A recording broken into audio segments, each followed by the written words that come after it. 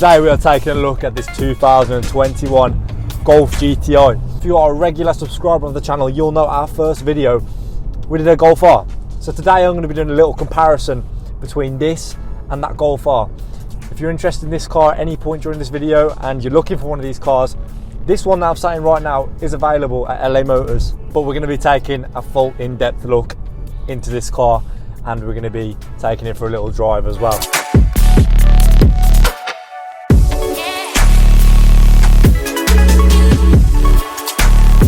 So under the bonnet we have a 2-litre turbo engine pushing 245 brake horsepower. With that comes a 370 Nm of torque. Compared to the Golf R, which runs 300 brake and being four-wheel drive, this car is actually front-wheel drive. But for a cheaper alternative to the Golf R, this is absolutely perfect. It's my first time driving one of these new GTIs today. First thing, straight away, I'm in love with the interior. We'll get to the interior in a bit because the main focus is right now is just seeing how this thing drives.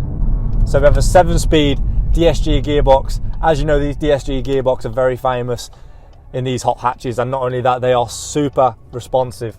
If there's one thing I know about GTIs and also stories that I've heard about these cars, it's the way they handle. When taking corners, you only need little movements in the steering wheel. It's super responsive.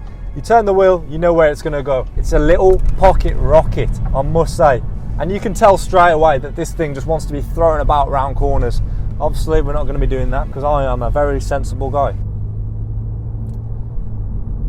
But yeah, anyway, 40 road right now. Let's just take this corner at 40 mile an hour.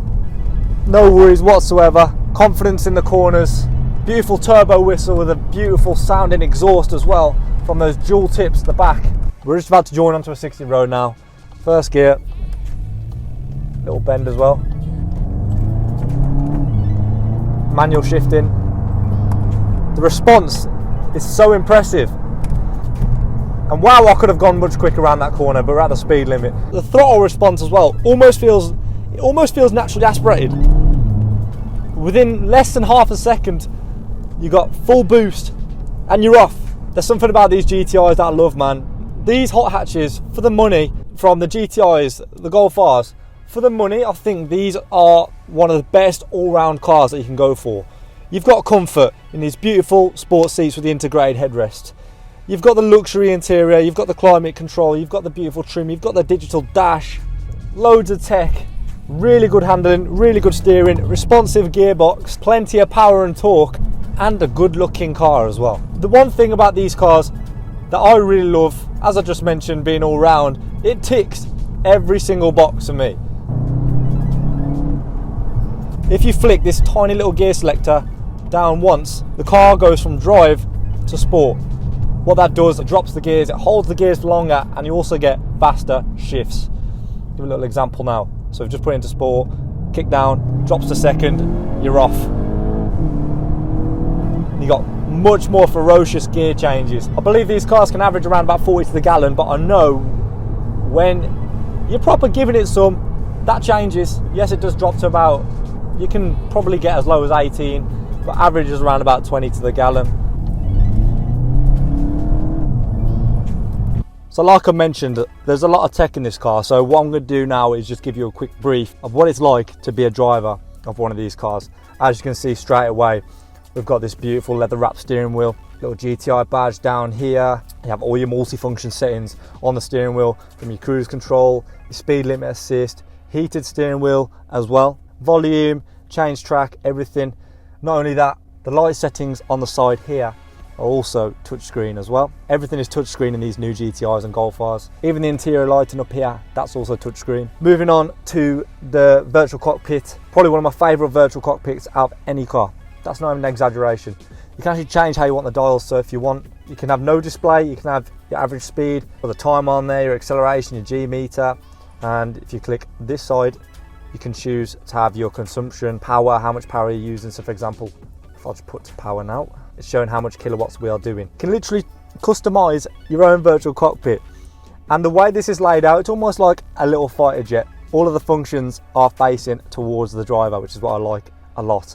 It's got to be a must nowadays in these new cars. Moving on to the entertainment system, on the main screen you can access your navigation, your vehicle data, pretty much everything, very easy to use. It's actually one of those, there is more data on the actual virtual cockpit than there is on the entertainment screen. Click this little menu here, you can access pretty much everything. So your telephone, radio media, navigation, you can shop on here, I don't know what that does. Scroll across your fuel consumption, your average speed. Very easy interface to use. So I've never been in this car and I've learnt my way around it in about 5 minutes. You've got loads of this trim which follows all the way around the car from the door cards, even underneath the virtual cockpit, all the way across to the passenger seat and on the passenger door card as well. These air vents as well, the way they've laid this out is very nice and slick. The actual vent itself follows all the way across from the center console to the passenger seat. Here you can access your different driving modes. So down here you've got eco mode, comfort mode, sport mode and individual. In your individual mode you can set pretty much whatever you want. So if I click individual now. So in individual you can set the way it drives to the way you want. So the chassis you can change, the steering you can change, the drive, the engine sound, the ACC, light assistance, air conditioning. You can pretty much change everything in individual, and you have different options from comfort to sport, eco. There's a nice little place to put your phone down here. Massive door cards, so you can actually fit more than one bottle down there. It's very spacious in here for a little hot hatch. You've got Alcantara bolsters on the ribs and your waistline as well. They hold you in very nicely and they're very comfy, you sink into them. In the back we have rear climate control for your rear passengers. These Alcantara bolsters are also followed into the rear seats also. That's pretty much the interior summed up. Let's take it back out. These cars are driver's cars. If you enjoy driving and you drive your cars, you know what I mean by that, then this is what you want to do in it. Everything is now officially in sport, and I've noticed straight away the throttle response is more sharp, the steering is a lot heavier, cornering feels a little bit more responsive. Not the craziest difference, but you can definitely feel it.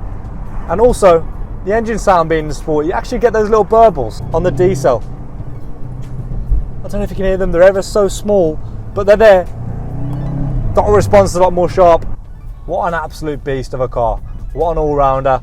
Highly recommend it. But yeah, like I said guys, if you are interested in this car, make sure you get down to LA Motors, come and check it out. All our cars come with warranty.